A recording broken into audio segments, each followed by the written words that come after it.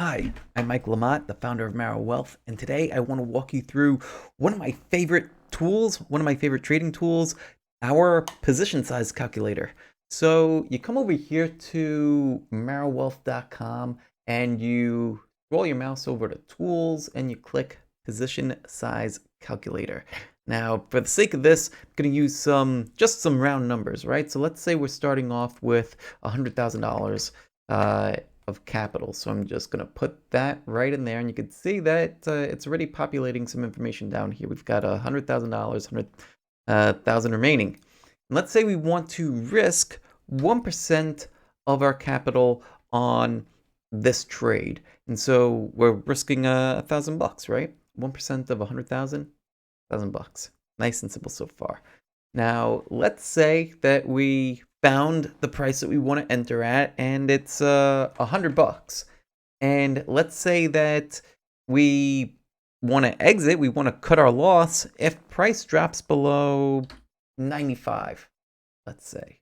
Right? So this is telling us immediately that we'll have $80,000 remaining.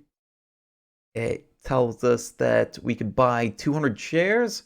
We would have a position size of 20,000 on this trade, right? So 20% of our account is going into this. We're risking $5 per share. We're risking 5% on the position distance between our entry price and our stop loss. And we are risking $1,000, right? So perfect. Now here's a way that I personally like to use the calculator.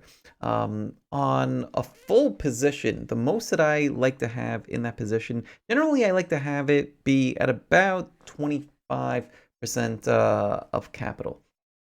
Right, so let's say we found this trade, and let's say we wanted to, the market is really moving in our favor. We've had a lot of progress, and we're ready to increase our risk to say 2.5% on each position, right? So find the same trade, this comes up, and this is telling me that, hey, wait a minute, slow down. We would need to now, given the above criteria, we would have half of our account in this trade, and that is too aggressive, especially if we're planning to hold overnight. And the reason why is because we're exposed to significant downside risks. So if price gaps down against us, rather than losing what we had planned, $2,500, we could lose significantly more, and losses work exponentially against us, so we want to avoid that.